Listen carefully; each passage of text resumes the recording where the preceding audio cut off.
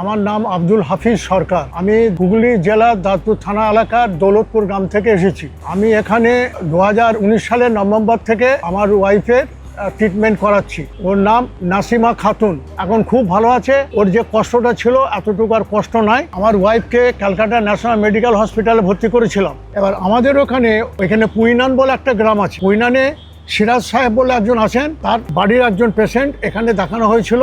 উনি আমাদের এখানকার ঠিকানাপত্র, ফোন নম্বর লিখে দিলেন এবং তখন স্যার প্রদীপ ব্যানার্জি স্যার ছিলেন, ওনার আমলে প্রথম আমাদের দেখিয়েছিলাম। তারপরে করোনা এসে গেল, তখন তার আসা বন্ধ হয়ে গেল। তখন ওনাকে আমরা ভিডিও কলে দেখিয়েছিলাম এবং ওষুধপালা স্পিড পোস্টে পাঠিয়ে দেওয়া হতো। আমরা অনলাইনে ফিসটি টাকা পয়সা পাঠিয়ে দিতাম। সে আমাদের এলাকায় বহু পেশেন্ট আমি পাঠায়, আমার কাছ থেকে ঠিকানা নেয়, ওরা সে গাড়ি টাড়ি করে ভাড়া করে সেখানে আসে, ট্রিটমেন্ট এখনো করাচ্ছে। এখন খুব ভালো আছে। ওর যে কষ্টটা ছিল এতটুকু আর কষ্ট নাই, পুরো নির্মূল।